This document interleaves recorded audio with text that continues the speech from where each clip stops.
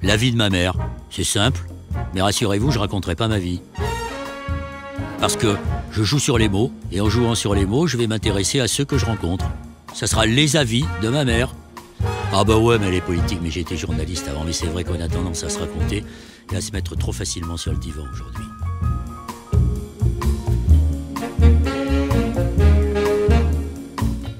Cyril Dion, bonjour.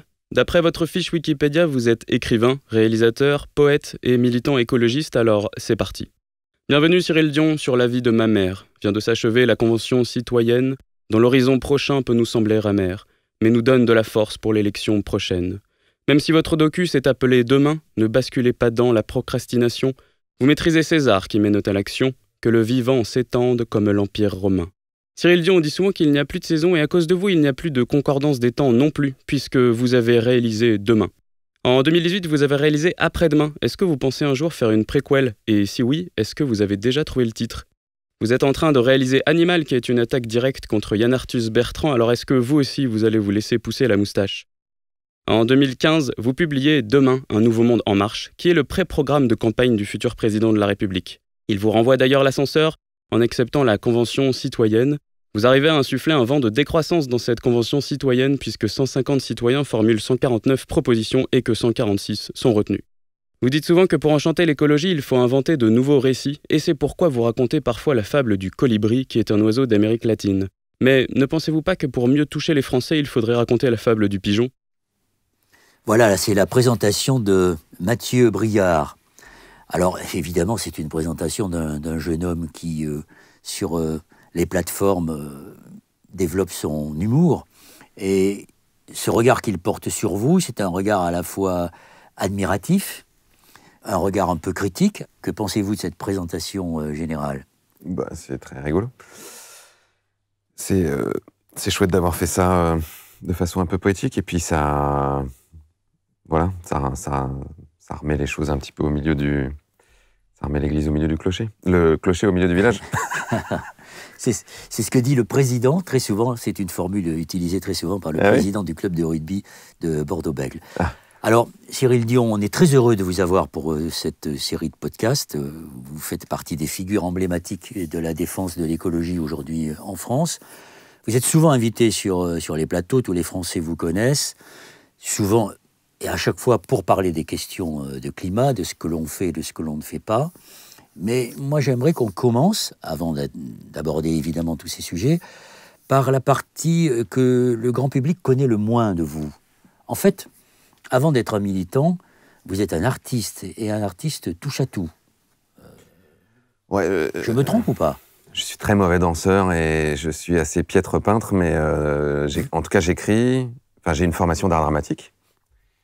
J'étais dans un cours qui s'appelle l'école Périmonie, où était Jean-Pierre Bacry aussi d'ailleurs, et où il était venu nous voir quand on était jeunes comédiens, où il y avait Sabine Azéma, André Dussolier, où j'étais avec Camille Cotin, qui a une super carrière en ce moment au cinéma.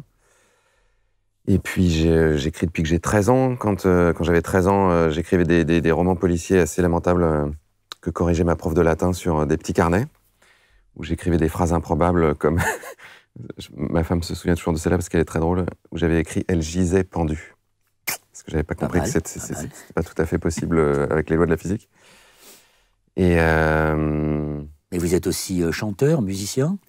Alors je suis pas vraiment musicien, mais bon, j'avais un groupe de rock, c'est comme ça que j'ai dragué ma femme en la faisant venir dans mon groupe de rock, je jouais de la basse, et je chantais ou je braillais, enfin comme on veut. Mais j'ai un certain goût pour la musique et j'ai plein d'amis musiciens, donc c'est vrai que j'ai créé un spectacle de rock et de poésie avec un guitariste qui s'appelle Sébastien Hogg, récemment. Donc j'écris des poèmes, j'écris des romans, je fais des films, occasionnellement quand même. Et puis j'écris des essais de temps en temps. Donc c'est vrai que c'est mon premier moyen d'expression. Enfin, si on devait me donner une seule chose que j'ai le droit de faire sur cette planète, je pense que ça serait créer, effectivement. Enfin, en dehors de boire, manger.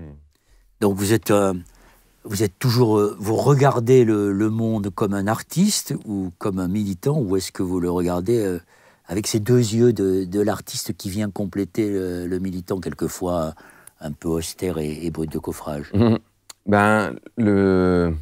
J'espère que je regarde ce monde avec des yeux d'être humain d'abord. d'artiste ensuite, et puis de militant en dernier, parce que militant, ça dessèche, je trouve. Au bout d'un moment, j'ai l'impression d'être pressé comme un citron, à devoir en permanence argumenter, aller se bagarrer, être dans une espèce de chose très cérébrale où il faudrait convaincre des gens de je ne sais quoi, alors que moi, je ne sais pas si j'ai jamais été convaincu par qui que ce soit. J'ai été touché, j'ai été ému, j'ai été embarqué, j'ai été inspiré. Et j'ai l'impression que c'est ça que j'essaye de faire, c'est d'être un peu à la jonction des deux, c'est-à-dire de créer, de m'exprimer, d'essayer de laisser les choses me traverser, et puis de voir si ça peut toucher d'autres personnes et les embarquer. C'est ça qu'on a voulu faire avec Demain, c'est ça que j'essaie de faire avec les romans. Et puis de temps en temps, j'ai trop d'idées dans la tête, je suis quand même quelqu'un d'assez cérébral et j'ai un bon esprit de synthèse, donc quand j'ai l'impression d'avoir compris quelque chose et que j'ai l'impression que cette idée-là n'est pas suffisamment diffusée dans la société, j'essaie de le faire aussi, donc parfois avec des essais, parfois effectivement une envie de partage. Une envie de partage. Une envie de réparer, une envie d'être utile, une envie de... Moi, j'ai du mal à regarder une situation dégénérée ou aller vers quelque chose qui potentiellement peut être létal, en l'occurrence le changement climatique pour l'humanité, sans au moins chercher à faire quelque chose à un moment. Alors, vous disiez, militant, ça assèche. C'est pas faux. Il y a des militants qui se perdent dans le militantisme et qui finissent par s'effondrer d'une certaine manière. Comment vous arrivez à vous ressourcer, justement? Est-ce que c'est votre talent de poète, d'artiste, enfin, dans quoi vous vous ressourcez pour trouver cette énergie qui vous permet d'être en vitrine le plus souvent possible pour défendre vos idées? D'abord, je me suis effondré moi-même. J'ai fait un burn-out en 2012. Racontez-nous ça, oui. Qui était pas loin du militantisme sacrificiel, hein, comme on a tendance à appeler ça dans le métier. Je faisais 1 milliard de trucs. À l'époque, je dirigeais une ONG qui s'appelle Colibri, qu'on avait créée avec Pierre Rabhi. J'avais créé une collection de livres chez Actes Sud qui s'appelle Le Domaine du Possible avec Jean-Paul Capitani, dont je m'occupais. Un magazine qui s'appelle Kaizen, dont je m'occupais aussi. J'écrivais déjà des films, puisque j'avais accompagné Colline Serrault pour faire un film sur l'agriculture, et puis j'étais en train d'écrire Demain. J'étais en train d'écrire un roman, j'avais 2 enfants, enfin j'en ai toujours 2, une chérie. Et à un moment, j'ai explosé en vol. Je travaillais, je sais pas, 75 heures par semaine. Mais dans ce que vous expliquez là, ce n'est pas forcément le militantisme qui vous a conduit à ce burn-out. C'est parce que vous vouliez faire trop de choses, peut-être. Oui, mais je voulais faire trop de choses parce que... ce que j'ai pu découvrir après, en faisant une thérapie et en essayant de démêler un peu les chevaux de tout ça, c'est que, d'une part, j'essayais de réparer des souffrances personnelles en réparant le monde, ce qui est une pathologie assez répandue chez les militants. Enfin, moi, je l'ai rencontré assez régulièrement. Et c'est sans fin. Enfin, je veux dire, le monde ne va pas être réparé demain. Et puis, c'est pas nous, avec nos petites mains, qui allons le réparer. Donc, d'une certaine manière, on peut faire ça du soir au matin, les week-ends, les vacances. Et on est toujours dans une espèce de sentiment que, à la fois, il y a de l'urgence et puis qu'il y a du bien fondé. Il faut le faire. C'est très important de le faire. Donc, continuons. Sauf qu'il y a une forme d'illusion aussi là-dedans. Une illusion qui est à la fois ce syndrome de sauveur, de chevalier blanc, qui est pas totalement en adéquation avec la réalité. C'est-à-dire qu'on ne va pas vraiment sauver le monde. Et on n'en a ni le pouvoir, ni vraiment la mesure. Et puis, une forme d'aveuglement qui est qu'on compense un peu des névroses aussi en faisant ça. Et que ça ne rend pas toujours service. Et moi, je me suis aussi retrouvé dans des contextes militants où il y a un peu de maltraitance entre les gens, où il y a aussi beaucoup d'ego, où les gens sont aussi là pour exister beaucoup à travers le militantisme. Mais ce n'est pas forcément rendre service à la cause et ce n'est pas forcément rendre service à soi-même non plus. Donc j'ai un peu traversé tout ça, hein, en me rendant compte qu'il y avait à la fois tout ça chez moi et en même temps une aspiration à créer qui était extrêmement frustrée parce que j'avais plutôt mis de côté mon activité artistique et qu'au lieu de créer des œuvres, je créais des projets. Donc je créais des magazines, des ONG, des trucs, sauf qu'un projet, une fois qu'on l'a créé, il faut s'en occuper. Contrairement à un film ou à un livre. C'est une forme de cavalerie. Ouais, c'est ça. Et donc, à force de les empiler, je me suis mis à exploser. Puis j'avais aussi ce sentiment que j'étais indispensable là où j'étais. Et ça a été super de m'effondrer et puis de voir que les choses continuaient à tourner sans moi, sans aucun problème. Je n'étais pas du tout indispensable. Et qu'elles continuent à tourner maintenant que vous êtes revenu. Oui, enfin, en l'occurrence, j'ai démissionné de Colibri, j'ai démissionné de Kaizen. J'ai décidé justement de retourner à la création artistique et d'essayer de mêler ces deux aspirations, à être utile et à créer. Et oui, et Colibri continue, Kaizen continue, ça va très bien. Ce que vous dites sur les militants avec beaucoup de modestie est une réalité que moi-même j'ai pu constater dans ma vie militante assez ancienne. Beaucoup de militants, et je pense qu'il faut qu'on le dise à ceux qui nous regardent, pensent que quand ils ont des problèmes personnels, c'est l'engagement militant qui va résoudre leurs problèmes personnels. En général, c'est pire. L'engagement politique ou l'engagement associatif, c'est pas une thérapie, ça peut être un mal encore pire. Oui, surtout quand on additionne les problèmes personnels des uns et des autres. Non, moi je pense que c'est plutôt rendre service à la cause qu'on veut défendre, d'essayer de s'occuper de soi et d'aller mieux et d'être dans des relations les plus saines possibles et puis de savoir pourquoi on fait les choses. Moi, ce qui m'apparaît de façon très claire aujourd'hui, c'est que la façon la plus puissante d'avoir de l'impact sur le monde, c'est sans doute de faire la chose pour laquelle on est le plus doué, pour laquelle on a le plus de passion, et d'être rayonnant. C'est-à-dire pas d'être dans une forme de coercition en permanence à expliquer aux autres ce qu'ils doivent faire ou dans une forme de jugement, mais plutôt dans de l'incarnation. Mais c'est pas évident pour tout le monde de savoir en quoi on est le plus doué. Il y a des gens qui pensent qu'ils ne sont pas doués du tout et qui voudraient pourtant s'engager. Et ça, c'est un problème de société aussi. Hein. Enfin, je sais que quand on a été filmer une école extraordinaire en Finlande pour demain, on a pu voir à quel point ça avait un impact considérable. On voyait des enfants qui étaient dans une forme de liberté pédagogique extraordinaire qui leur permettait justement de s'explorer et de comprendre qui ils étaient, d'explorer aussi plein d'activités. Ce qui est assez dingue en Finlande, c'est de voir que la filière manuelle est aussi importante que la filière intellectuelle, qu'il y a même des équivalences académiques, qu'il n'y a pas de dévalorisation de ces métiers-là. Donc quelqu'un qui, par exemple, se rend compte qu'il prend un plaisir fou à travailler le bois ou à cuisiner, tout d'un coup, il peut s'orienter et puis il peut se dire que c'est une richesse et que c'est pas une voie de garage. C'est-à-dire, si tu n'as pas bien travaillé à l'école, tu vas aller faire un truc manuel. Donc, et ça, on n'a pas su le faire en France. On a repoussé dans la marge la méthode Freinet, la méthode Montessori, qui ressemble beaucoup à ce qu'on fait en Finlande, qui est un pays plus petit que la France. Donc, pour vous, l'éducation est un moteur essentiel. C'est énorme, c'est extraordinaire. Et j'ai eu un moment assez rigolo quand je discutais avec le proviseur de cette école, qui est une école qui va de 6 à 16 ans, qui est assez grande, qui est en plus dans un quartier difficile, donc très mixte, avec aussi plein d'enfants qui arrivent qui ne parlent pas le finnois et tout ça. Et moi, j'étais impressionné par leur méthode pédagogique, parce qu'ils ont une formation à la pédagogie. C'est ça qui est très différent de chez nous, c'est qu'ils ont autant de formation à la pédagogie qu'à la matière qu'ils vont enseigner.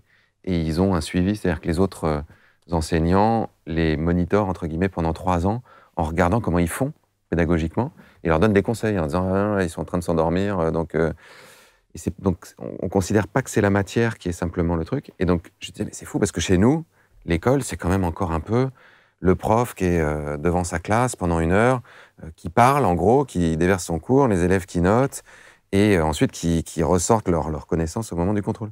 Et il me dit, oui, c'est très représentatif des pays en voie de développement. On ne forme pas les enseignants, donc ils ne savent pas comment transmettre leurs compétences. Donc, ils parlent pendant 1 heure. Je me disais, c'est super, je vais revenir en France et je vais leur expliquer qu'on est en pays en voie de développement en termes d'éducation. C'est vrai, quand on voit l'importance des classes, il est extrêmement difficile de pratiquer ce type de pédagogie que vous avez constaté en Finlande. Quand on voit le classement PISA, oui, c'est sûr. Mais donc, permettre ça aux enfants dès leur plus jeune âge, leur permettre aussi par là aussi un récit, par un narratif global dans la société, de comprendre qu'ils sont différents, que leur forme d'intelligence est pas forcément la même que celui de leurs copains. Moi, j'étais très malheureux à l'école, par exemple, parce que j'ai une façon d'apprendre qui est...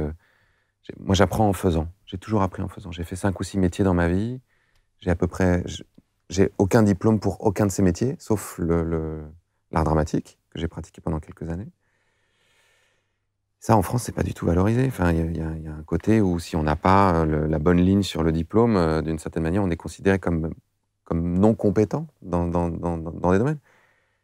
Et c'est pas forcément vrai. Et ça, je m'en suis rendu compte après l'école. Et je me suis rendu compte qu'à l'école, on valorisait énormément l'intelligence logico-mathématique, qu'on était beaucoup dans l'abstraction, et que pour des élèves comme moi qui fonctionnent mal avec l'abstraction, qui comprennent pas forcément le sens de ce qu'on leur apprend, parce qu'il n'y a pas d'application directe, pratique, ce qui se fait justement dans un certain nombre de pédagogies, où on apprend les mathématiques. Je connais par exemple des écoles où ils apprennent à faire du fromage en même temps qu'ils font les fractions. Parce que on a besoin des fractions pour faire du fromage, mais tout d'un coup, ça a une application tellement concrète qu'on apprend plus vite parce qu'on en a besoin. Moi, j'étais un élève comme ça. Et plein d'élèves qui sont pas de cette façon, enfin, qui n'apprennent pas de cette façon-là, ils sont hyper malheureux à l'école. Et puis, ils peuvent finir par se dire qu'ils sont incompétents et qu'ils sont nuls. C'est ce que vous vous disiez à l'école? Vous étiez malheureux? Moi, j'étais hyper malheureux. Puis, je me sentais enfermé. J'avais l'impression d'être en prison. Donc, moi, quand je suis sorti de l'école, je me suis arrangé pour pas redoubler. Et quand je suis parti de l'école, je voulais absolument pas retourner dans un circuit universitaire ou dans une grande école. C'est pour ça que j'ai été faire de l'art dramatique, au départ. Et vos parents l'ont compris, ça? Ouais. J'aurais pas beaucoup laissé le choix, mais je suis parti de chez moi quand j'avais 19 ans. J'ai commencé à travailler tout de suite. Moi, je faisais une école d'art dramatique en même temps que je travaillais. Donc, je travaillais 30 heures et j'avais 30 heures de cours. Que faisiez-vous comme métier à côté de J'ai fait plein de trucs. J'ai été standardiste chez Renault Assistance assez longtemps. Je faisais des enquêtes chez Médiamétrie. J'ai été coursier, j'ai été peintre en bâtiment. J'ai été manutentionnaire dans les chais à Bercy où je portais les caisses de vin. J'ai été déménageur. J'étais vendeur de jeans dans des boutiques. Vous n'êtes pas une génération spontanée. Vous avez une expérience très importante avant de vous engager comme militant. Mais quand vous étiez à l'école, vous n'aviez pas le sentiment d'être un peu dévalorisé, d'être à côté, de vous dire mais finalement je suis incapable de faire quoi que ce soit? Non, parce que je voyais que j'arrivais à m'en tirer quand même, mais je comprenais pas ce que je faisais là en tout cas. Ça me paraissait inintéressant. À partir de quel moment vous vous êtes senti bien dans votre peau, en adéquation avec vos désirs, mais ce que vous aviez envie de donner au monde en fait? J'ai commencé à me sentir mieux dans ma peau quand j'ai démarré l'art dramatique. C'est vrai que là, le fait d'être sur scène et d'explorer des personnages et puis de devoir se mettre à nu devant un public, ça m'a obligé à sortir de ma coquille. Ça m'a permis de rencontrer des gens extraordinaires. Ça m'a permis de rencontrer des gens qui me ressemblaient plus aussi, qui avaient un peu les mêmes aspirations que moi, qui avaient les mêmes désirs de création. Vous étiez timide? Oui. J'étais très timide et plus que timide, j'étais enfermé, quoi. Enfin, j'avais ultra sensible et je trouvais pas forcément le bon canal pour exprimer cette sensibilité-là dans la vie de tous les jours. Donc, j'ai fait plein de conneries à l'adolescence. J'ai fait un coma éthylique quand j'avais 15 ans. Je buvais trop, je fumais trop de drogue, je me retrouvais au commissariat en garde à vue, donc j'ai eu des accidents de bagnole très tôt parce que je cherchais la limite en fait, je savais pas comment me situer. Vous avez le sentiment de revenir de loin? J'ai le sentiment que ça aurait pu beaucoup plus mal tourner. Par exemple, je sais que j'ai eu une enfance et une adolescence pas hyper simple, quoi. Et puis le fait d'avoir fait des bêtises comme ça aurait pu avoir beaucoup plus de conséquences. Je sais que j'ai eu un accident de voiture, par exemple, quand j'avais 19 ans, où j'ai renversé un motard à 40 km/h dans une rue de Paris. Et il aurait vraiment pu mourir. Et s'il était mort, ma vie aurait changé du tout au tout. Donc il y a un moment, il a fallu que je me réveille et que j'accepte de devenir adulte et de trouver une voie qui me permette d'exprimer tout ce que je sentais à l'intérieur de moi, qui me permette de canaliser mes névroses, mes souffrances et tout ça. Et c'est passé à la fois par la création et par l'engagement. Ouais. Alors, dans ce monde où on peut dire que le futur a laissé la place à l'incertain, qui provoque beaucoup de troubles, pas simplement en termes de santé mentale, mais en termes de récit, on va y venir. Est-ce que le fait de vous de vous engager dans le combat pour l'écologie a été une manière de vous stabiliser, et de montrer qu'en fait, on peut avoir un passé d'enfant et d'adolescent très difficile et devenir ce que vous êtes aujourd'hui, une figure à laquelle beaucoup de jeunes se réfèrent. Comment on passe comme ça du jour, j'allais pas dire du jour au lendemain, ce qui n'est pas le cas, comment on passe de cette période hypersensible et difficile, où l'on est au bord de l'abîme, à ce que vous êtes aujourd'hui? Je pense que déjà, on a besoin de se construire sur de l'amour. Moi, je pense que ce qui m'a sauvé quand même, c'est d'avoir senti que mes parents m'aimaient, et puis d'avoir rencontré assez jeune, quand j'avais 20 ans, la femme avec qui je partage toujours ma vie, quoi. Qui a été... sans qui je ne serais pas qui je suis aujourd'hui. C'est sûr elle m'a à la fois stabilisé, à la fois épanoui, à la fois enrichi. Et puis après, c'est des choses qui se font pas à pas. C'est-à-dire que j'ai cherché. C'est ce que vous disiez tout à l'heure. C'est pas toujours facile de savoir pourquoi on a du talent. Et donc on a besoin d'avoir des personnes qui nous le disent. C'est vrai que ma femme a été aussi beaucoup ça. C'est-à-dire qu'elle était comme une sorte de miroir qui m'a permis de prendre conscience de qui j'étais, de ce que je pouvais éventuellement offrir aux autres et exprimer et tout ça. Donc j'ai tâtonné, donc j'ai fait plusieurs trucs. J'ai commencé par l'art dramatique, par écrire, et puis j'y arrivais pas parce que je pense que j'avais pas fini de cuire, donc j'étais pas mûr, quoi, et que j'avais encore trop de barrières. Donc j'ai essayé par l'engagement plus militant, ouais. Donc d'abord en essayant de faire la paix entre les Israéliens et les Palestiniens. Ça, c'était la période de début de votre engagement avec la fondation Parole d'Homme, c'est ça? Homme de Parole. Homme de Parole, pardon. Expliquez-nous ça, parce que on retrouve aussi cette question palestinienne et israélienne dans votre roman Imago. Ouais. Vous êtes très préoccupé par cette question de la paix, puisque vous avez même co-organisé des congrès entre les imams et les rabbins.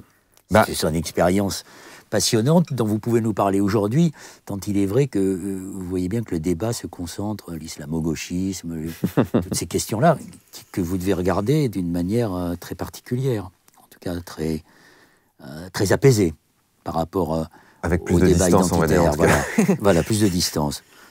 En fait, quand j'étais à un moment de doute dans ma carrière d'artiste, on va dire, et que je savais plus très bien quoi faire, et que je cherchais où faire quelque chose à la fois d'utile qui me permette de gagner ma vie et qui me permette de respirer un peu par rapport au cul-de-sac dans lesquels j'étais avec l'écriture et la comédie. J'ai rencontré un homme qui s'appelle Alain Michel, qui avait une ONG humanitaire dans les années 80 qui s'appelle Équilibre, et qui, lui, était arrivé à un point où il se disait les humanitaires, on est un peu comme des médecins qui soigneraient des gens qui boivent de l'eau contaminée sans jamais aller dépolluer le puits, quoi. Des alibis, d'une certaine manière. Oui, on est en bout de chaîne et on est dans un système de pompiers pyromanes, c'est-à-dire que les États continuent à mettre le feu partout, et puis nous, les humanitaires, on nous envoie pour continuer à mettre des pansements sur des jambes de bois. Donc il faut peut-être essayer d'avoir une action en amont, d'aller dépolluer le puits, justement, et donc d'essayer d'éviter que ces conflits se déclenchent pour que les situations humanitaires n'aient même plus lieu d'être. Et il était particulièrement touché par la question israélo-palestinienne parce que il avait conduit des missions humanitaires à la fois à Gaza, à la fois en Irak, à la fois au Proche et au Moyen-Orient, et puis dans d'autres endroits en conflit. En conflit, ouais. En Bosnie-Herzégovine, en Russie, en Ukraine. Et moi, j'étais jeune, j'avais 24 ans, et il me parle de ça, et je me dis, c'est passionnant, génial. Et puis je pense que j'avais besoin comme je disais tout à l'heure, de réparer un peu des trucs. Moi, mes parents ont divorcé, j'ai toujours vécu dans des ambiances de conflit, donc résoudre les conflits, c'était un peu mon truc. Je me suis dit, tiens, là, je vais pouvoir essayer de résoudre des conflits.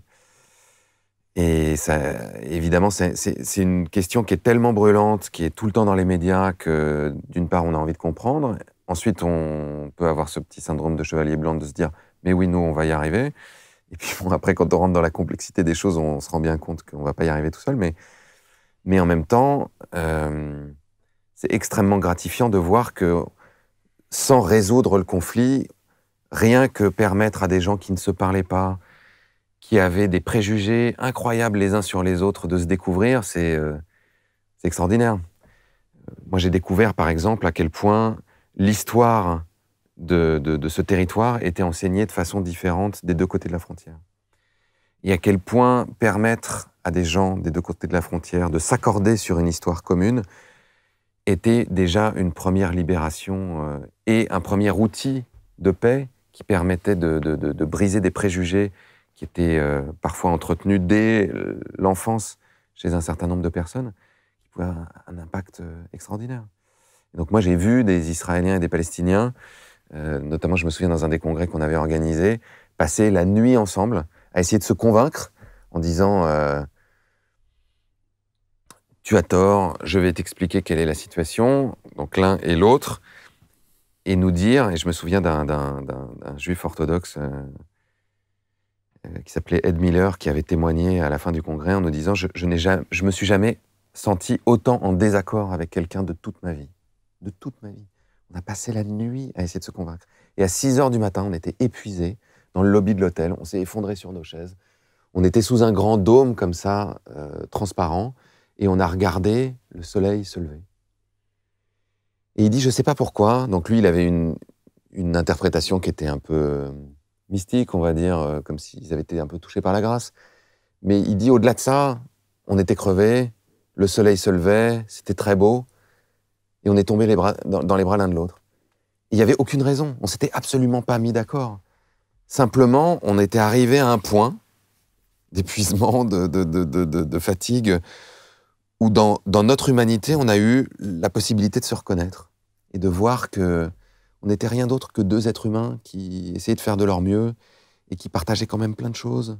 Et ils sont devenus copains comme cochons, à tel point que quand la femme d'Ed Miller, ce juif orthodoxe, le cherchait, elle cherchait Salah en permanence parce qu'elle savait qu'ils étaient tout le temps fourrés ensemble, alors qu'ils n'avaient pas résolu la question politique.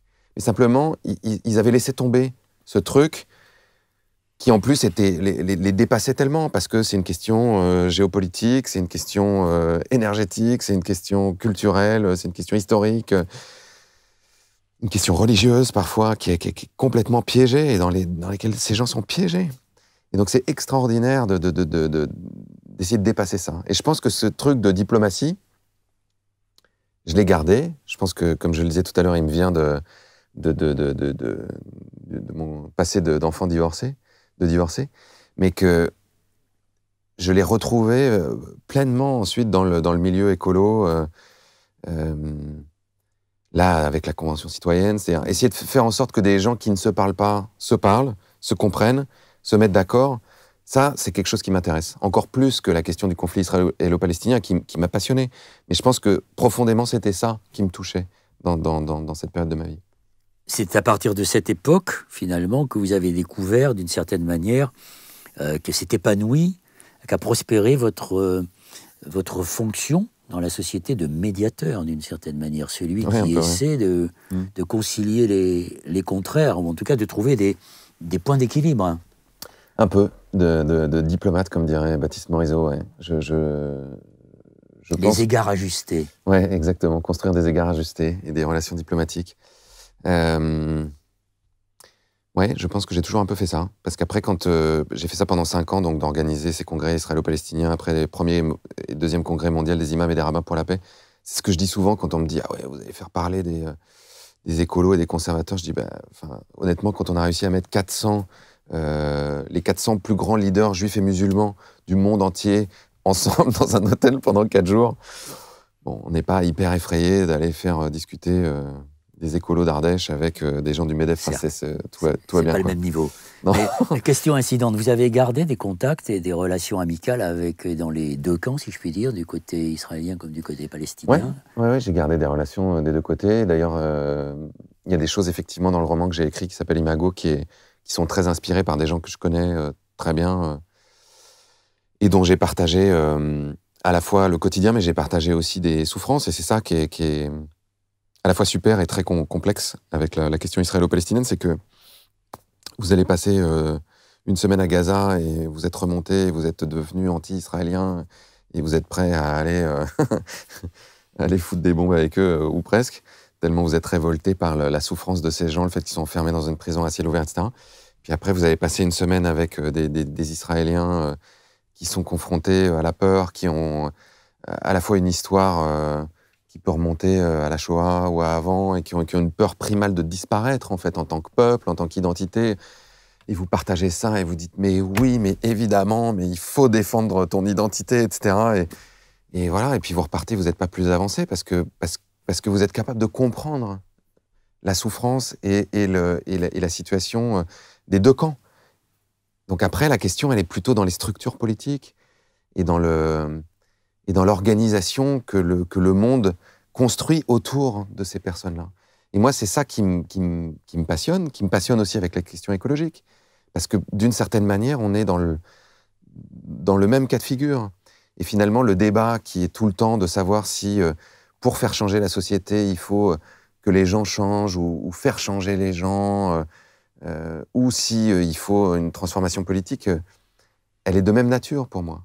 Passer son temps à culpabiliser tout le monde en expliquant qu'on ne fait pas assez, qu'on devrait faire mieux et que vraiment, par exemple, s'il y a du plastique partout, c'est de la faute des consommateurs, c'est une façon de nier finalement l'impact que les architectures, visibles ou invisibles, peuvent avoir sur nos comportements.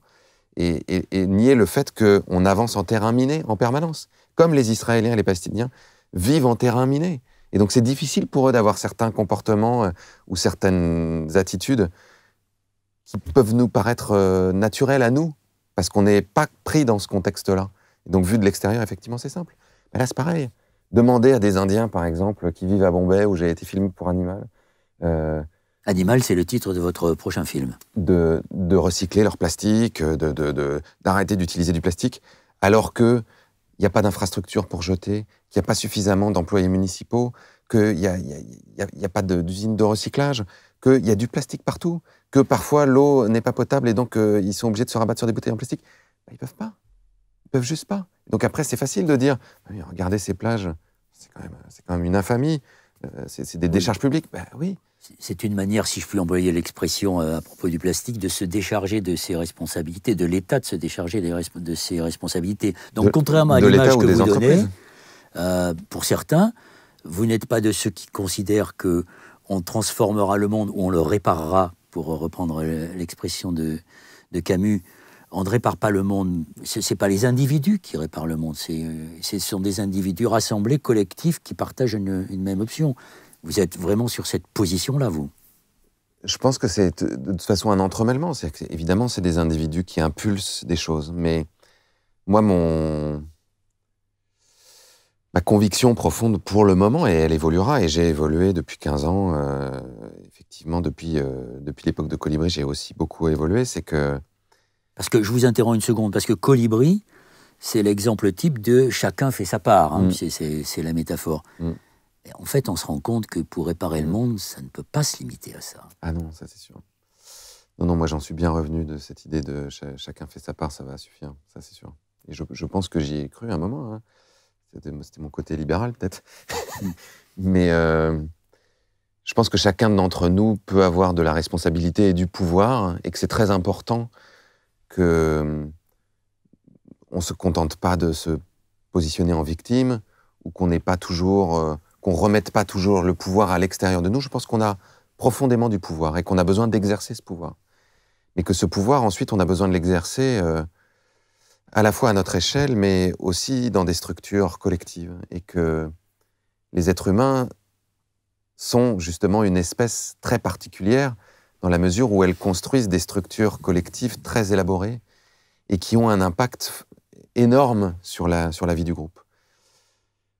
Moi, j'ai été très, très influencé et très marqué par cette question des récits et cette idée que les êtres humains sont une espèce fabulatrice, une espèce qui passe son temps à construire des fictions, à construire des règles du jeu, on pourrait appeler ça comme ça aussi. Ce que dit Nancy Houston dans son essai « L'espèce fabulatrice », ce que dit beaucoup Yuval Harari dans « Sapiens », dans « Homo Deus », Mais qui construit ses récits et ses fables, comme vous le dites, mais entre soi, c'est-à-dire uniquement réservé à l'espèce humaine, qui a des conséquences dévastatrices sur l'ensemble du monde des vivants, pour reprendre l'expression de Baptiste Morisot. Ouais. Absolument. En fait, ce qui est très intéressant dans la façon dont on fonctionne, nous les humains, c'est que les fictions et les histoires sont le moyen privilégié qu'on a de traduire notre perception du réel. C'est-à-dire qu'on a une perception du réel qui est forcément partielle, forcément subjective, et pour la partager avec les autres, pour partager cette subjectivité, on utilise beaucoup ce vecteur des histoires. Si moi je vous raconte, par exemple, tout à l'heure, vous avez fait une présentation de moi, vous avez pris un certain nombre d'éléments, souvent factuels, hein, ils n'étaient pas faux, vous les avez mis les uns à la suite des autres, vous y avez apporté un point de vue, vous avez fait du montage, comme moi je dirais dans mon métier de cinéaste, et ça constitue une histoire. C'est une histoire. C'est d'ailleurs pas pour rien que je fais le métier que je fais, c'est-à-dire que quand on fait même des documentaires, même des essais, en fait, on construit des histoires, on partage un point de vue subjectif sur le monde, on organise des faits pour leur donner une certaine signification, un certain éclairage, un certain point de vue.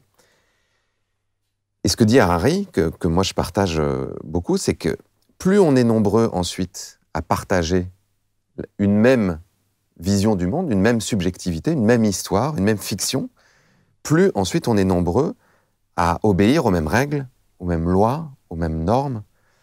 Et ça s'est vu partout dans l'histoire. Ça se voit à des échelles toutes petites. C'est-à-dire que, par exemple, pour jouer au foot, il faut croire à cette fiction qui est que quand on envoie le ballon dans un cadre avec le filet, ça permet de marquer un point. Il faut croire à la fiction que quand on est au-delà du dernier défenseur et qu'on nous passe le ballon, il y a hors-jeu. Enfin, c'est une fiction, c'est un jeu, ce sont des règles du jeu. Il faut y croire pour pouvoir y jouer ensemble. De la même façon, pour pouvoir faire fonctionner l'économie mondiale, il faut adhérer à la fiction que un bout de papier vaut 20 € ou 5 $. Il faut adhérer à la fiction qui est que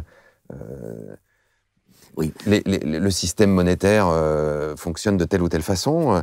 Pour organiser un système démocratique, il faut adhérer à un certain nombre de fictions aussi. Oui, alors, sauf que ces fictions, elles peuvent se combattre. Je pense à la fiction totalitaire, le rêve de la dictature du prolétariat, la fiction libérale qui est en train de montrer ses limites.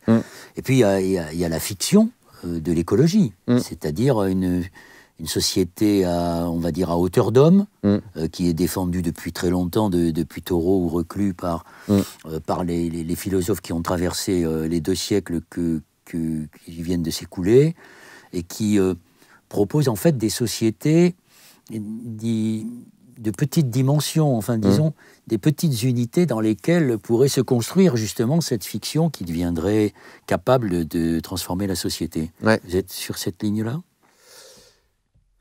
Je sais pas très bien. J'ai pas une religion fictionnelle fixe, je crois. Ce qui est sûr, c'est qu'effectivement, il y a une bataille de récits, qu'il y a eu une bataille de récits très forte au XXe siècle entre effectivement la fiction, on va dire fasciste, la fiction communiste, la fiction capitaliste, libérale, que c'est plutôt la fiction capitaliste libérale qui a gagné. Qui l'a emporté, oui. Qui s'est transformée, hein, qui est devenue néolibérale, qui est devenue mondialiste, qui est en train de devenir dataïste, comme dirait Harari, la religion des data, quoi, de la transparence à travers le capitalisme numérique qui devient le capitalisme de surveillance. Ouais, une surveillance de masse, bon. Et puis qu'il y a une fiction qui essaie d'émerger, qui est pas monolithique d'ailleurs, parce que dans les récits qui sont en train de se construire autour de l'écologie, il y a de la divergence ou de la diversité, et je trouve que c'est bien. Moi, je pense que de toute façon, avoir l'espérance d'aller vers un récit, c'est quelque chose de totalitaire. Donc, super d'avoir de la diversité. Moi, j'ai été très influencé effectivement par la fiction dont vous parlez, qui vient plutôt du municipalisme libertaire, qui vient plutôt de Murray Bookchin, qui aujourd'hui, qui est resté très longtemps peu connu, sinon de quelques militants, de quelques activistes écolos, et qui aujourd'hui a une résonance planétaire, notamment pendant les élections municipales. Il y a eu en France quelques listes municipalistes, et c'est un des tout premiers à avoir parlé de l'écologie sociale, et d'avoir intégré la question la domination masculine sur la femme. Absolument. Parlez-nous un petit peu de ça. Pour moi, il y a une corrélation extrêmement forte entre la question féministe, la question de l'égalité des droits, la question écologiste. Et c'est pas... La question de la non-violence. La question de la non-violence, oui. De la désobéissance civile. La question qui peut être traitée par les anarchistes, en tout cas de comment est-ce qu'on sort de ce système oppressif. Moi, j'aime beaucoup la réflexion, par exemple, de James Scott dans Homo Domesticus, qui revisite un peu l'histoire humaine en se disant qu'à partir du moment où on a qu'on a imaginé l'agriculture et qu'on a commencé à construire des cités, on a domestiqué l'homme et donc on a commencé à construire des systèmes qui étaient des systèmes d'oppression pour les plus défavorisés. C'est-à-dire ce qu'il disait, il dit la classe dominante, ou en tout cas la classe la plus riche, ça s'est toujours plutôt bien passé. Mais il a toujours fallu une petite classe d'esclaves ou une large classe d'esclaves pour certaines époques. Alors, il faut préciser, James Scott, c'est James C. Scott, c'est un universitaire, un anthropologue américain, un anarchiste. Et beaucoup de penseurs de l'écologie sont anarchistes et libertaires, ce qui ne veut pas dire une société totalement désorganisée. Et il explique très bien, en effet, que lorsqu'on a structuré les sociétés, qu'on est passé de la période des chasseurs-cueilleurs à une période où on s'est fixé, on s'est sédentarisé, souvent, on pensait que c'était pour le bien des hommes, et en fait, ça se retourne contre eux. C'est une pensée qui est, d'une certaine manière, assez subversive et qui est très écolo, au fond. Qui est très proche de Thoreau, dont on parlait tout à l'heure. Hein. Enfin, je veux dire, lui, il disait pas autre chose dans Walden ou dans La désobéissance civile. Et c'est d'ailleurs à cet endroit-là, c'est marrant qu'il y a une forme de libéralisme aussi. Hein. C'est en tout cas un côté libertaire, en tout cas, qui n'est pas forcément le libéralisme des libéraux. Tout à fait. D'ailleurs, de Thoreau, on retient beaucoup son côté transcendentaliste, puisqu'il faisait partie de ce mouvement avec Emerson, de sa relation fusionnelle avec la nature, notamment avec Walden ou La vie dans les bois, qui est un livre culte aux États-Unis, que lit d'ailleurs le héros de Into the Wild, de Sean Penn.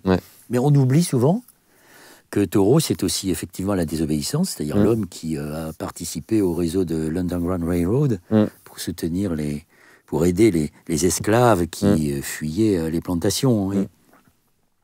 Vous reconnaissez, vous dites que vous avez été influencé par des rencontres. Vous avez eu une rencontre avec Thoreau sur cette idée d'associer la question environnementale à la question des droits humains? Est-ce que vous pensez que de toute façon c'est inséparable? Ouais, en fait, moi j'ai eu plusieurs rencontres avec ça. Je pense que la première, elle s'est faite par la musique. Parce qu'en fait, moi j'ai coutume de dire que j'aime la musique entre 64 et 73. Oui. L'âge d'or de la musique. Hein.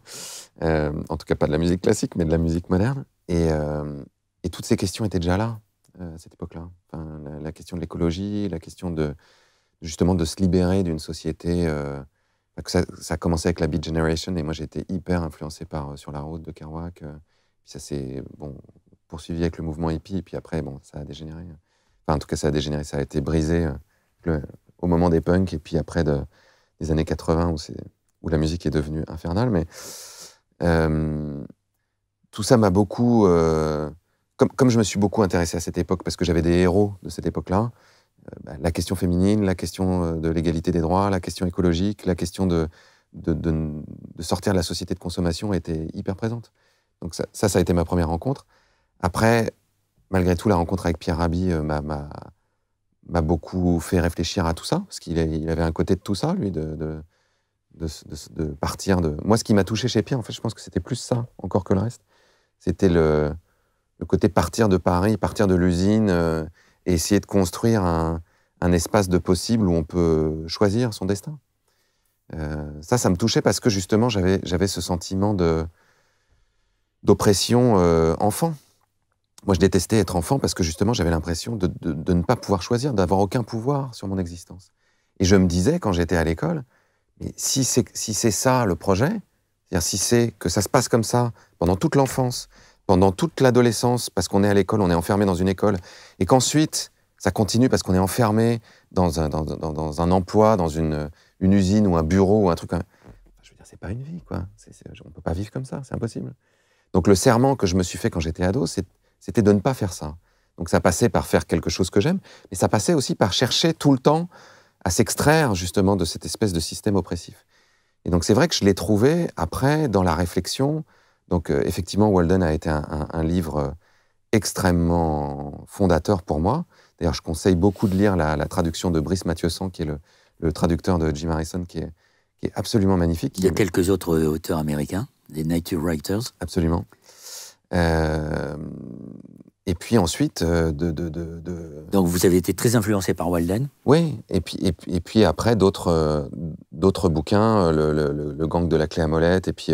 Édouard Dabi. Voilà, j'aime beaucoup Édouard Dabi. Enfin, il a écrit aussi plusieurs livres qui vont dans ce sens-là, oui. Qui sont...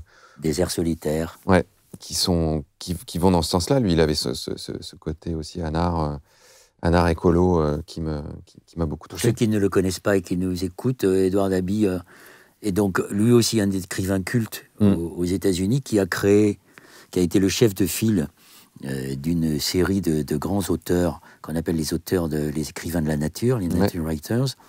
C'était un activiste et dans le gang de la clé à molette qui est plein d'humour, qu'il faut absolument lire. On voit comment il sabote en fait les engins du bâtiment et travaux publics et il a fait disperser ses cendres dans le désert de l'Utah. C'est un auteur en effet que les écolos, pas simplement les écologistes, adorent. Mais dans votre conception de l'écologie, il faut revenir à ce que vous nous disiez tout à l'heure. C'est pas une conception parcellaire de l'écologie. C'est une conception globale dans laquelle vous incluez, comme vous l'avez dit, je pense qu'il est utile de le répéter et de le détailler, la question du féminisme, la question des droits humains, la question de la non-violence. En fait, pour moi, l'équilibre, l'écologie, c'est, et d'ailleurs au sens, dans sa définition, c'est la recherche d'équilibre entre les différents systèmes vivants. Cette recherche d'équilibre, elle passe forcément par l'acceptation d'une forme d'altérité, d'interdépendance et de cohabitation, c'est-à-dire d'accepter que toutes les formes de vie ont non seulement le plein droit d'exister, mais qu'elles interagissent les unes avec les autres et qu'elles doivent essayer de former une sorte d'ensemble harmonieux. Et à ce titre-là, le patriarcat et ce que j'appelle les architectures, ce que j'ai beaucoup développé dans le petit manuel de résistance contemporaine, quelles sont les architectures qui nous empêchent finalement de transformer la société, c'est fondamental. Et donc forcément, on se rend bien compte que ce système économique qui a décidé, en gros, de répandre sa fiction de façon assez agressive dans le monde entier, au plus d'humains possible, en dépit des écosystèmes vivants, en dépit des animaux, en dépit des femmes bien souvent, en dépit des pauvres, en dépit des plus fragiles, dans un objectif purement fonctionnel, matérialiste, de performance, etc., est celui qui nous entraîne vers l'abîme. Donc c'est celui contre lequel on a besoin de se battre. Donc, d'une certaine manière, toutes les personnes qui sont en train d'élever la voix aujourd'hui, pour moi, sont en train d'éclairer des facettes de cette problématique-là. Mais quand vous dites ça, on repense à ce qu'a pu écrire, par exemple, Philippe Descola, sur l'anthropologue, qui s'est intéressé au peuple premier, et est en train de découvrir que finalement, ces peuples premiers, leur cosmologie, est en train de l'emporter sur la nôtre. Nous étions dans la tradition cartésienne du maître et possesseur de la nature. Et ce que vous dites là, c'est aussi la conception du monde de ces peuples que nous avons colonisés, que nous avons détruits, qui sont en train de nous donner, de prendre en quelque sorte une revanche dans l'histoire et qui nous permettra peut-être de nous sauver de notre honte prométhéenne, comme disait Gunther Anders. On verra si on y arrive, mais oui. En tout cas, moi, je suis très intéressé par ça. J'ai été interviewé Philippe Descola là, pour Animal, là, pour ce film. Je pense que Baptiste Morisot, et même si il s'est développé avec sa pensée propre, a été très influencé par ça aussi. Et moi, ça a été une des grandes rencontres intellectuelles et amicales de ces derniers temps, qui m'a beaucoup fait réfléchir. Baptiste Morisot, c'est un philosophe, un anthropologue de terrain, puisqu'il est aussi pisteur. Il piste les loups, animaux sauvages. Il a même pisté la panthère des neiges. Et il y a 2 livres à recommander de lui, sur la piste animale qui peut intéresser même, y compris les enfants. Et puis son livre Manière au pluriel d'être vivant. C'est son héritage de Descola interprété à sa manière. Ouais, il y en a un nouveau qui s'appelle Raviver les braises du vivant, qui est super aussi. Ce qui m'a beaucoup touché dans ce que dit Baptiste, c'est justement cette idée que nous sommes des vivants parmi les vivants, donc nous avons une manière d'être vivant qui nous est propre, qui n'est ni mieux ni moins bien qu'une autre, qui n'est pas sur le même plan non plus. C'est-à-dire que on peut pas dire qu'une baleine ou un être humain c'est pareil. C'est pas pareil. Et donc ça Vous n'êtes pas antispéciste? Non, enfin, je suis pas pour mettre tout sur un pied d'égalité. Je suis pour, je suis très touché par son idée de construire des égards ajustés, qui sont ajustés à la diversité de chacun. C'était aussi quelque chose qui m'avait beaucoup frappé quand on avait fait Demain. Pour moi, le message essentiel qu'on avait tiré de toutes les initiatives qu'on avait vues, de tous les penseurs, que ce soit des économistes, que ce soit des anthropologues, que ce soit des philosophes, c'était cette question de la diversité. Que pour qu'un écosystème continue à fonctionner, il a besoin d'un peu d'efficacité, d'un peu d'efficience, mais beaucoup de résilience. Et dans la résilience, les 2 facteurs indissociables, c'est l'interactivité, l'interconnexion, et la diversité. Donc tous les systèmes qui ont tendance à raboter la diversité, à l'appauvrir, sont a priori des systèmes qui sont mortifères. C'est-à-dire des systèmes qui vont à l'encontre de ce que le vivant a construit lui-même pour se stabiliser. Donc si on regarde le monde à travers cette grille de lecture-là, c'est passionnant parce que ça nous permet de remettre en perspective tout un tas de fonctionnements. Quand on regarde par exemple des multinationales type McDonald's, c'est de la standardisation. C'est de la standardisation de l'élevage, c'est de la standardisation de l'alimentation, c'est de la standardisation culturelle, donc qui a priori ne peut pas fonctionner ultimement, qui va forcément déstructurer les écosystèmes. Si on regarde des systèmes démocratiques où justement la diversité est niée et où on a tendance à vouloir simplifier à l'extrême, concentrer le pouvoir dans quelques mains, potentiellement, ça ne va pas dans le sens du vivant. Donc là encore, comment est-ce qu'on remet de la diversité dans tout ça? Alors notre conversation, depuis le début, montre que, en fait, pour arriver à réparer le monde comme vous le souhaitez, il faut quand même une part de radicalité. Alors que vous apparaissez, aux yeux du grand public, plutôt comme un réformiste. En fait, vous avez une conception plutôt radicale. Quelle est votre conception de la radicalité? Parce qu'on peut lui donner plusieurs sens. Mais chez les écologistes, il y a toujours eu cette part de radicalité quand même. En fait, je me souviens d'une conversation avec Patrick Vivray, après avoir vu Demain, qui me dit c'est marrant parce que y a plein de gens qui voient ça comme un truc assez gentil, mais en fait, sous couvert d'une forme effectivement très facile à absorber, avec de la musique super, et c'est positif et de ça, en fait, vous proposez d'arrêter complètement l'agriculture chimique et les pesticides, de transformer totalement le système énergétique et de réduire au moins de 50 à 60% notre consommation, de changer le système monétaire, de faire la révolution et d'écrire nous-mêmes notre constitution et de revoir la démocratie, de changer totalement notre système éducatif. Donc il me dit, c'est marrant parce que c'est quand même plutôt pas genre le petit geste individuel sympa, quoi. Et c'est assez marrant, ce malentendu permanent qui vient, je pense, du fait que, comme on le disait tout à l'heure, j'ai un côté diplomate. Donc, moi, j'ai pas envie d'aller hurler sur les gens. J'ai pas non plus envie d'aller leur faire péter des bombes à la figure. Mais si parfois le truc peut me traverser l'idée quand je suis très en colère. Oui, j'ai envie de construire de l'harmonie, de l'entente. J'ai envie que les gens se parlent. J'ai envie qu'on trouve des solutions collectivement. Donc, ça donne sans doute une image de moi de personne gentille. Et je pense que je suis quelqu'un d'assez gentil. Mais déterminé. Mais assez déterminé, assez tenace, et avec une aspiration qui est une aspiration féroce à la liberté, vraiment féroce. Je suis, comme Brassens, que j'adore,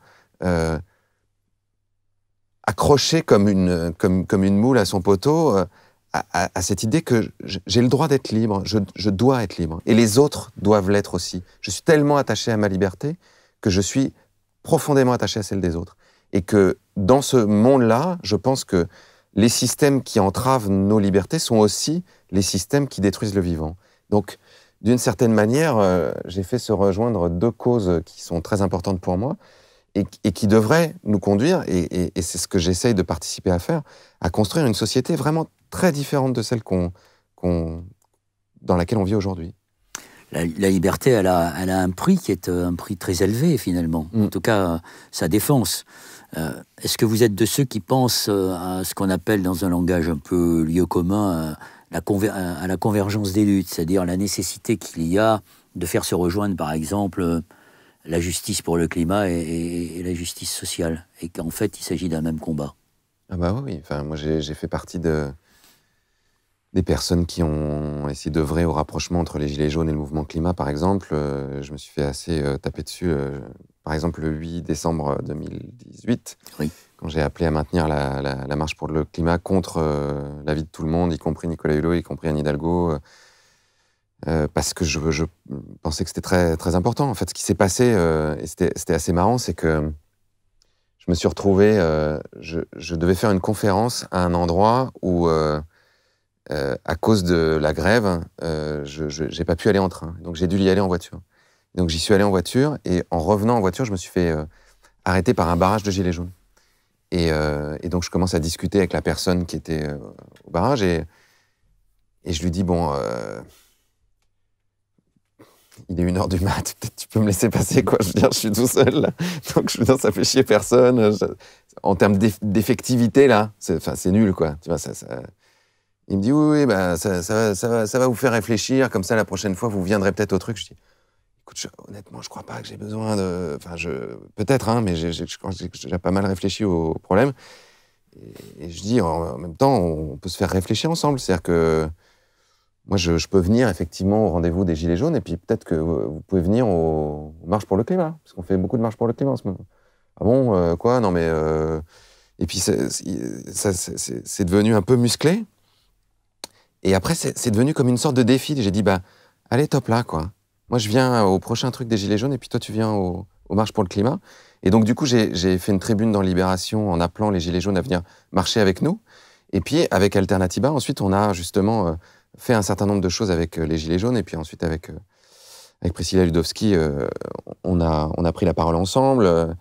Et on a bien vu qu'en fait, il y avait plein d'idées reçues qui étaient hallucinantes. Et que parmi les Gilets jaunes, il y avait plein de gens qui s'en foutaient pas du tout de l'écologie, pas du tout. Il y en avait d'autres, oui, mais en même temps, c'était un mouvement qui était très hétérogène. Donc, moi-même, je me suis dit, mais c'est fou l'image qu'on essaie de faire passer de ces gens qui, en fait, sont contre la taxe carbone, sont contre l'écologie, alors qu'ils sont contre l'oppression. Enfin, ils sont contre le fait qu'on leur fasse payer à eux un problème qui est structurel, dont ils ne sont pas la source, et qui, en plus, continue à être aggravé en majorité par des grandes multinationales qui, eux, ne sont pas du tout taxées de façon proportionnelle à ce qu'on va leur demander. Et là, tout d'un coup, ça devenait évident qu'il y avait quelque chose qui ne connectait pas jusqu'à maintenant entre ces deux mouvements, qui étaient... et c'est ce que j'écrivais dans cette tribune dans Libé, c'était de dire, mais finalement, le système que vous dénoncez, le système qui accroît les inégalités, qui vous met en situation de faire des métiers que vous aimez pas forcément. J'ai eu cette conversation avec François Ruffin, par exemple. Je lui dis, tu vois, moi, le truc qui me dérange dans le film que tu as fait, que j'ai trouvé super, hein, merci patron, c'est que, d'une certaine manière, la victoire, c'est que je sais plus comment il s'appelle, le héros, le monsieur. Oui, moi non plus, j'ai vu le film, mais je suis impuissant. Que ce monsieur, en fait, retrouve son emploi chez Carrefour. Qui retrouve cet emploi, en fait, qui est une forme d'esclavage. Je veux dire, il est dans une situation où on l'oblige à faire un truc. Honnêtement, si on lui donnait, s'il gagnait au loto, il continuerait pas à faire ça. C'est pas ce monde-là qu'il veut, en tout cas. Ah non, je pense pas, quoi. Et je lui dis, pour moi, je suis d'accord avec ce que tu dis sur le fond du problème, mais c'est pas ça la victoire. La victoire, c'est le jour où il sera plus obligé de faire ça, quoi. C'est pour ça que moi, je crois, par exemple, à des choses comme le revenu universel, hein, pas forcément... Enfin, j'entends les critiques de dire que c'est un truc libéral déguisé qui va permettre aux gens de oui, c'est pas que de ça, plus consommer. Mais c'est pas que ça. Il y a pas de Friedman, hein, il y en a d'autres. Il y a aussi quelque chose qui est de l'ordre justement de l'émancipation, de dire que à un moment, on devrait pouvoir permettre aux gens de ne pas justement être les esclaves d'une société qui a besoin d'avoir des éboueurs, qui a besoin d'avoir des gens qui fabriquent des smartphones dans les usines, qui a besoin d'avoir des gens qui vont dans les mines. Le jour où il y a un revenu universel, et où, d'une certaine manière, les gens ne sont plus obligés d'aller être nos esclaves, ça change quand même sacrément la donne, quoi. Et si plus personne veut ramasser les ordures, comment on fait? Peut-être que ça veut dire que notre société est obligée de se transformer, de se dire il ne faut plus qu'on produise d'ordures. Et que le peu de déchets qu'on produit, chacun d'entre nous participe à les traiter, à les transformer, à les recycler, plutôt qu'on externalise ça à un petit groupe de gens qu'on ne veut pas trop regarder, qui font un métier qui est hyper dur, qui n'est pas forcément agréable, mais on se dit que c'est pas grave, parce que c'est ailleurs. Et puis ce revenu universel, ça induit aussi quelque chose qui manque beaucoup à nos sociétés, c'est la question de l'utilité sociale, qui n'est pas du tout prise en considération aujourd'hui. On la gomme beaucoup aujourd'hui, parce que le système libéral et capitaliste cherche à exploiter chacun d'entre nous pour ce qu'il peut apporter à ce que même Ford appelait la méga-machine. Est-ce que tu penses que pensez-vous que ce revenu universel peut finir par aboutir? J'espère. Je trouve j'ai le sentiment qu'il faut trouver la bonne modalité et que, comme d'habitude, dans notre société, il faut faire la preuve que ça fonctionne. Mais moi, je connais un nombre incalculable d'expériences qui l'ont montré et qui ont déjoué un certain nombre de préjugés, qui ont fait la preuve que des personnes à qui on donne de l'argent comme ça restent pas chez elles en jogging à regarder des séries, qu'elles en profitent pas pour consommer à outrance non plus. Et en règle générale, c'est le contraire. Ces personnes-là utilisent cette possibilité pour faire quelque chose qui a du sens pour elles. Se rendre utile. Oui. Mais, par exemple, on voit bien aujourd'hui que il y a une question agricole qui va se poser de façon prégnante. Aujourd'hui, l'agriculture est l'une des activités qui détruit le plus les écosystèmes. Alors que c'est une des activités les plus indispensables pour les humains. Et que c'est un des plus beaux métiers, de se dire qu'on produit de la nourriture pour nourrir ses semblables. C'est un métier qui a énormément de sens, pour le coup. Il y a de plus en plus de jeunes, moi j'en ai vu, mais un nombre incalculable après-demain, qui auraient envie de faire ça. Qui auraient envie de le faire de façon différente, qui sont plus justement inspirés par des logiques permacoles ou... des petites exploitations. Des petites exploitations où il y a une... favorisent la biodiversité. Où il y a une dimension de recherche beaucoup plus importante, un peu presque scientifique. Absolument. Et le lien aussi. De relation à la nature, qui est très présente, parce que on recrée des écosystèmes, c'est beau, et effectivement de liens avec les personnes qu'on nourrit et tout ça. Et elles n'ont pas la possibilité de le faire parce que ça ne gagne pas aujourd'hui. Les producteurs ne sont pas du tout payés à la mesure de leur travail et de l'utilité sociale de leur métier. Quand c'est déjà des agriculteurs, c'est hyper difficile pour eux de se reconvertir parce que ça prend du temps, parce que ça coûte de l'argent, parce qu'il y a des chutes de rendement entre les deux. Imaginez que tous ces gens aient un revenu universel. Tout d'un coup, ça rend les choses infiniment plus simples. De la même façon, on se dit aujourd'hui qu'on peut avoir plusieurs métiers dans une vie. Ça permettrait des reconversions. On se dit aussi qu'il y a plein d'activités qui sont fondamentales pour régénérer les écosystèmes, replanter des forêts, replanter des mangroves, replanter des prairies marines, le faire dans la diversité des espèces. Donc ne pas chercher forcément énormément de rendement, c'est-à-dire avoir des forêts qui poussent très très vite pour pouvoir les couper très très vite, pour pouvoir très très vite produire quelque chose et le vendre, mais plutôt prendre son temps. Tout ça n'est pas très rentable. Ce ne sont pas des métiers qui gagnent beaucoup d'argent, qui font beaucoup de profit. Donc là aussi, construire un revenu universel permettrait de faire ça, permettrait de libérer des champs d'activité immenses qui sont indispensables à la société, qui sont épanouissants pour les gens, qui créent du lien social. Ça nous demanderait de changer la fiction dans laquelle on vit. La fiction avec laquelle on s'est donné les règles de création de l'argent. Changer le système. Oui. Dans lequel on est.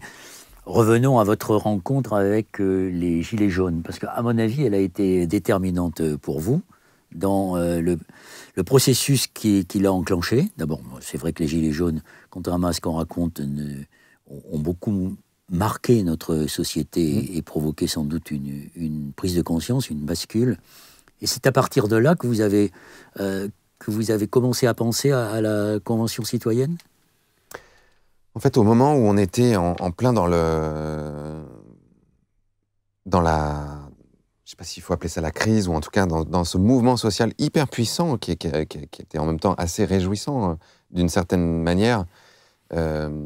Oui, les invisibles devenaient visibles. Ben oui, en gros, entre septembre 2018, où on a commencé à faire les premières marches pour le climat, à février, on était dans la rue avec le mouvement climat, on était dans la rue avec les Gilets jaunes, on a attaqué l'État en justice avec l'affaire du siècle, et on voyait l'exécutif essayer de déminer tout ça avec le grand débat, qui était, selon moi, une mascarade un peu grotesque. C'est-à-dire qu'on voyait le président de la République aller tenir l'antenne sur BFM TV pendant 3 heures, 4 heures. C'était un petit peu marathonman. Il faisait 6 heures le lundi, il décidait d'en faire 6h30 le mardi, mais il ne parlait qu'à lui-même, en fait.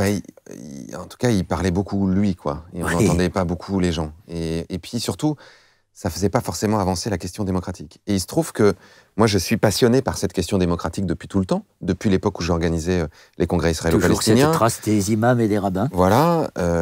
J'utilisais déjà des méthodes d'intelligence collective, comme le Forum ouvert, comme le World Café à l'époque. Je les ai utilisées aussi avec Colibri. On avait créé un programme alternatif aux élections présidentielles de 2012 avec Colibri, qui s'appelait le Plan des Colibris, dans lequel il y avait toute une partie sur la démocratie, où il y avait déjà le référendum d'initiative citoyenne, où il y avait déjà le tirage au sort, où il y avait déjà tout ça. Donc c'était très présent. Dans Demain, dans toute notre partie sur la démocratie, il y avait cette question des gens qui réécrivent leur constitution en Islande, des assemblées citoyennes en Inde, et du tirage au sort avec David Van Reybrouck. Des conférences de citoyens au Danemark depuis 89. Exactement. Et donc, au moment où il y avait cette espèce de crise, on s'est posé la question avec un certain nombre de gens, et notamment Mathilde Dimer, Quentin Sauzet, Priscilla Lidowski, Laurence Tubiana.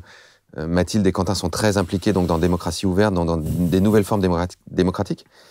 Et on a lancé un appel dans le Parisien au mois de janvier en disant on pense que pour sortir par le haut de cette situation, on a besoin de construire une assemblée citoyenne tirée au sort qui puisse travailler sur 3 enjeux à l'époque, la justice sociale, l'écologie et la démocratie. On n'a pas eu vraiment beaucoup de réponses à cette interpellation dans le Parisien. Et il se trouve que, par un concours de circonstances, comme l'affaire du siècle est arrivée à peu près au même moment, que ça a eu beaucoup de succès, que 2 300 000 personnes ont signé, on s'est retrouvés sur France Inter à la matinale avec Marion Cotillard parce qu'on était 2 figures du truc. On a critiqué, on a dit du mal de la politique climatique d'Emmanuel Macron. Et Marion Cotillard, quelques jours après, a reçu un texto du président de la République qui lui proposait de lui expliquer, en lui disant qu'elle n'avait pas bien compris qu'en fait il faisait des trucs vraiment géniaux. Formidable. Et que c'était super. Et ça s'est transformé en une invitation. Elle n'a pas voulu lui y aller toute seule, on y allait tous les deux. Et moi, je me suis posé la question, à quoi ça peut bien servir d'aller rencontrer Emmanuel Macron, franchement. J'en ai déjà rencontré des présidents, et puis j'ai suffisamment fréquenté les politiques pour savoir que c'est pas... que c'est beaucoup de parlotte et que c'est peu d'actes, et puis que c'est aussi complexe, que eux-mêmes sont pris dans une méga structure complexe, bref. C'est pas en allant voir quelqu'un comme ça qu'il va se passer forcément quelque chose. Et je me suis dit, jouons le tout pour le tout. Moi, ce qui me semble être le plus utile, là, dans le moment qui est celui qu'on vit, c'est ça. Donc, je vais lui proposer ça. Et j'avais bien préparé mon coup, c'est-à-dire que j'avais aussi fait en sorte d'argumenter, de montrer la gravité de la crise écologique, l'urgence, c'est-à-dire la vitesse à laquelle ça va, le fait qu'on avait déjà dépassé des seuils. Je lui avais même apporté un rapport qui avait été commandé par l'ONU à un cabinet finlandais sur... est-ce que le capitalisme peut nous sortir de là, et dont la réponse était non, donc j'ai fait déposer je dis, voilà, en plus le capitalisme peut pas nous sortir de là. La croissance verte, je lui avais apporté aussi des rapports en lui montrant que le découplage, a priori, ça ne marcherait pas non plus. Je lui avais apporté aussi le rapport de BL Évolution sur comment la France pourrait respecter les 1,5 degré et donc les mesures qu'il faudrait prendre, et qui étaient des mesures hyper contraignantes. Donc c'était réduire de moitié les véhicules en circulation, diviser par 3 la consommation de viande, faire un tirage au sort pour la viande. Donc je dis, donc on est d'accord que ça, vous le ferez jamais. Ah non, ça, je ne ferai jamais ça. Donc je dis, donc la seule solution pour s'en sortir, comme vous n'êtes pas le seul, et que la plupart des États sont dans la même perspective de ne pas prendre les mesures radicales qui s'imposeraient, ou pour des questions électoralistes, ou pour des questions d'antagonisme avec le modèle écologiste, le modèle économique, je veux dire, et votre doxa libérale. La seule solution, c'est de remettre la question au peuple, à la population, de le faire trancher démocratiquement, que les Français puissent se mettre d'accord, qu'on crée un espace démocratique dans lequel on regarde ensemble le problème, on en évalue la gravité, et ensemble, on cherche quelle solution on peut y apporter qui serait acceptable par le plus grand nombre. Et bon, il y a vu certainement une opportunité politique, nous aussi. On y a vu un petit espace qui s'ouvrait, donc on peut mettre un coin dans la porte. Et donc on a réussi à faire en sorte que cette initiative existe. Et on a réussi, en plus, à la mettre en œuvre à peu près comme on avait pensé le faire. À la fois sur un plan méthodologique, mais aussi sur un plan d'indépendance. C'est-à-dire que ce qu'on peut vraiment leur attribuer comme mérite, c'est de nous avoir vraiment foutu la paix. Après, je pense qu'ils n'avaient pas conscience que ça irait aussi loin, que les gens travailleraient aussi bien, que les propositions qu'ils allaient faire seraient aussi ambitieuses, et que surtout qu'ils allaient s'y accrocher autant, et qu'ils allaient y tenir, et qu'ils n'allaient pas se contenter qu'on leur dise « Oui, bah, écoutez, c'est formidable, merci beaucoup, vous avez bien réfléchi, maintenant on s'en occupe ». Ça s'appelle se prendre en charge, ou prendre en charge son propre destin, oui. Et en fait, ce qu'on a pu voir, c'est qu'on a pu voir déjà c'est de l'intelligence collective. Voilà, que quand on met des citoyens tirés au sort, qui sont représentatifs un peu de toutes les réalités de la France, en situation, c'est-à-dire qu'on leur permet de rencontrer des scientifiques du GIEC qui leur expliquent la gravité, qu'on leur permet ensuite d'auditionner des gens qui sont représentatifs de toute la société. Qu'on leur donne une capacité d'expertise. Exactement. Et qu'ensuite on leur permet de délibérer, ce qu'ils produisent, non seulement est de qualité, ça va plus loin que ce que les gouvernements font en règle générale, mais en plus de ça, c'est vraiment acceptable. C'est-à-dire qu'on a eu 2 sondages à l'issue de la Convention citoyenne qui montrent qu'il y a plus de 60% des gens qui soutenaient l'immense majorité des mesures. Ce qui veut dire que ça marche aussi sur ce point d'équilibre, qui n'est pas parfait. Évidemment, il y a des écolos qui pensent qu'il faut aller plus loin.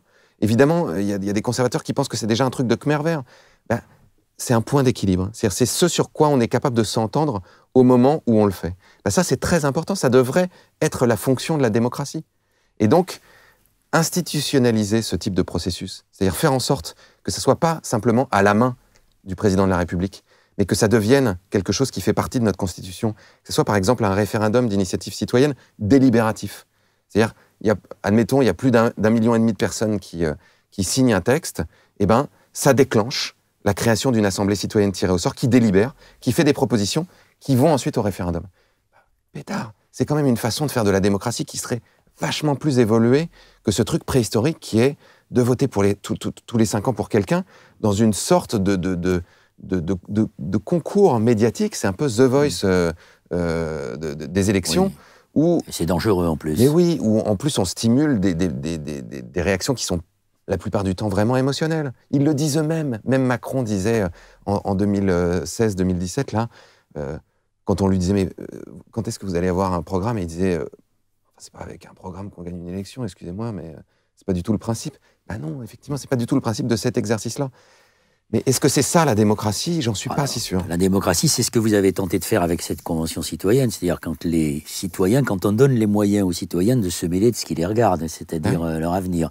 Donc aujourd'hui, la convention citoyenne est passée, le gouvernement a posé ses filtres, il paraît que c'était sans filtre, donc sous forme de boutade, je crois savoir que les conventionnels écrivent sans, mais pas comme SANS, mais sans filtre.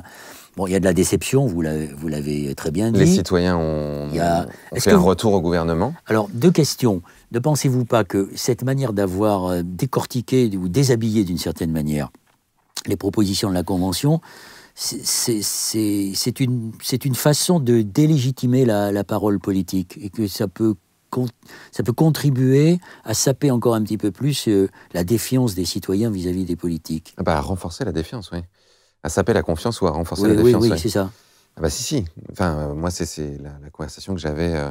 J'ai eu l'occasion de discuter un peu avec l'entourage d'Emmanuel Macron à l'Élysée, juste quand il y a eu l'histoire là, de la prise de bec sur Brut et tout ça. Mais je leur disais, mais est-ce que vous vous rendez compte de ce que vous faites, quoi?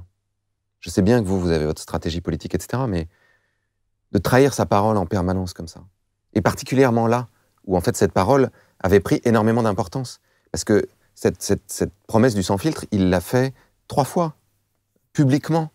Il est venu la faire aux citoyens de la Convention, au sein de la Convention. Enfin, les gens, ils croyaient, peut-être pas à 100%, parce qu'il y a toujours de la méfiance, et on sait bien qu'avec les responsables politiques, faut pas trop faire confiance. Mais au bout d'un moment, ils avaient quand même envie d'y croire, en se disant, peut-être que pour une fois, ça va être un peu moins merdique, quoi.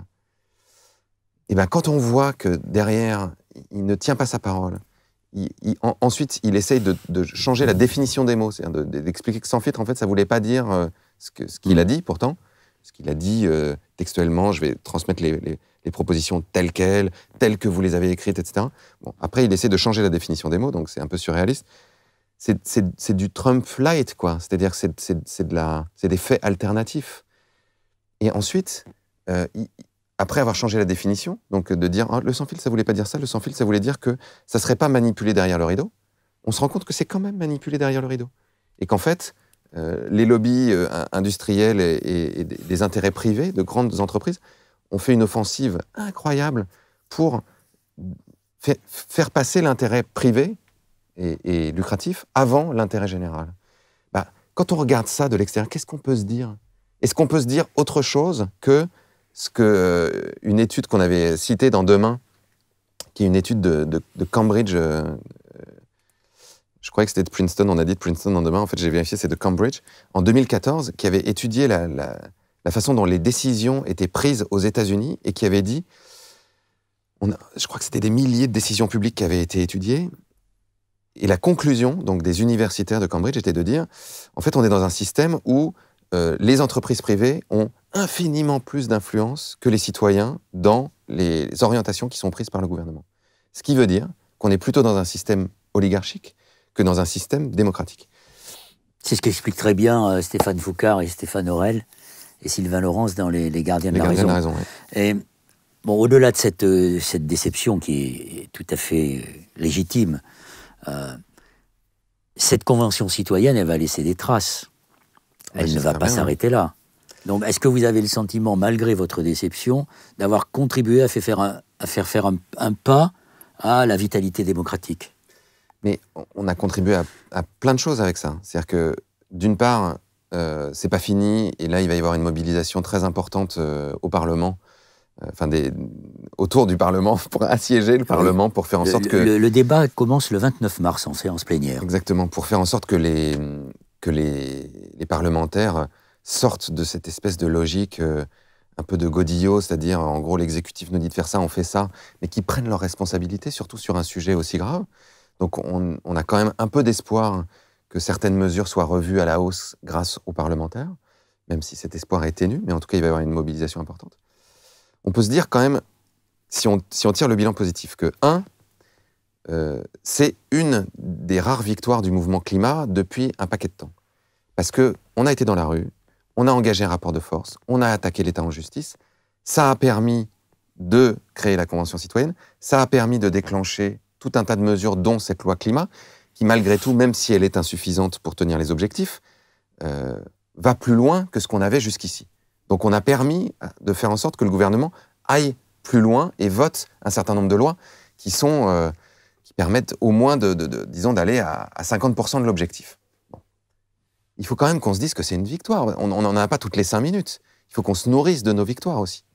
Deuxième victoire, on a construit un prototype d'assemblée citoyenne tirée au sort. On a montré qu'il fonctionnait. On a inspiré d'autres assemblées citoyennes en Allemagne, en Pologne, au Danemark, et il y en a d'autres qui sont en réflexion dans tout un tas d'autres pays. Et on a planté la petite graine que la démocratie délibérative, la démocratie directe ou semi-directe, ça peut marcher. Ça vaudrait le coup que des candidats aux élections s'en inspirent, reprennent ça dans leur programme et fassent cette proposition-là, c'est-à-dire d'une profonde réforme démocratique de nos institutions. Et on a mis en lumière l'impasse, d'une certaine manière, du système à la fois démocratique et néolibéral actuel. C'est-à-dire qu'on a montré que dans ce système, même quand on met le doigt sur les solutions, même quand on prémâche le travail, comme l'ont fait les citoyens, en fait, ça marche toujours pas. Parce qu'il faut continuer à satisfaire des intérêts privés aux dépens de l'intérêt général. On en a fait une démonstration assez éclatante. Ça avait déjà été fait, mais je pense que c'est à nouveau une grille de lecture que si les candidats, en tout cas aux élections présidentielles en 2022, qui veulent porter ce nouveau récit étaient malins, je pense qu'ils auraient intérêt à agréger tout ça pour en faire un projet qui tient la route et qui est vraiment un projet du XXIe siècle. Ça veut dire que vous allez vous mêler de la campagne présidentielle de 2022 ? Moi, j'ai surtout envie de me mêler de... Enfin, c'est toujours pareil, c'est mon côté diplomate, c'est-à-dire de faire en sorte que les gens se parlent, s'entendent et construisent un projet commun. J'ai surtout pas envie de faire plus de politique que j'en ai fait jusque-là parce que ça me rend malade, moi. J'ai du mal à vivre avec ce truc de violence, d'être en permanence... Dans le conflit ou dans le... Oui, c'est même pas le conflit d'ailleurs, c'est dans, en fait, dans la concurrence. Oui, et puis c'est... La compétition. On est exposé, en fait, on est jeté en pâture de façon... Et c'est ça qui est quand même très difficile pour les gens qui font ce métier-là, de façon hyper caricaturale, avec des gens qui commencent à se faire des idées sur vous qui sont délirantes, à vous insulter sans même avoir jamais pris 5 minutes des réseaux sociaux, ça. Pour parler avec vous. Moi, je peux pas vivre avec cette violence-là. Voilà, comme beaucoup d'artistes, je suis sans doute trop sensible et j'ai trop besoin qu'on m'aime. Et puis c'est un métier qui oblige à faire des compromissions et à faire des trucs sales. Et moi, j'ai du mal à des compromissions, on n'est pas obligé. Des compromis, peut-être. Bah, je sais pas.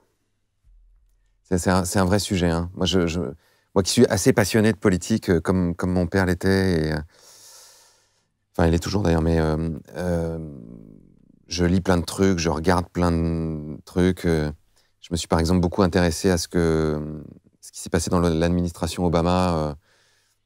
J'étais hyper frappé par les témoignages de son équipe au démarrage, qui était dans une espèce d'idéalisme, qui disait on va tout changer, on va changer le monde, on est arrivé en jean, en basket, etc. Sauf que la machine est finie par vous broyer. En 2 mois, tout était clac, clac, clac, clac, clac, clac, clac. Il y avait les mêmes personnes que dans l'administration précédente, de la banque centrale, des gens qui avaient fait des revolving doors avec des grandes banques.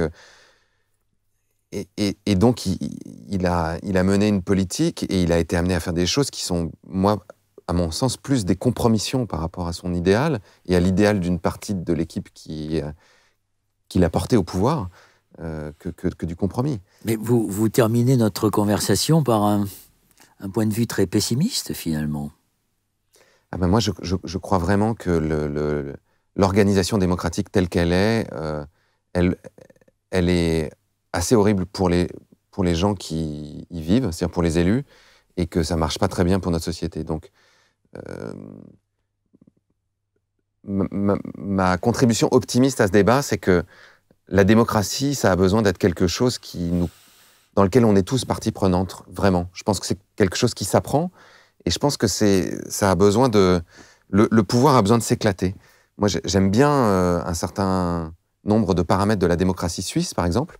Et ce qui est très marrant avec la démocratie suisse, c'est que quand on va dans la rue et qu'on demande à quelqu'un qui est le président de la Confédération suisse, 99% des gens sont incapables de le dire.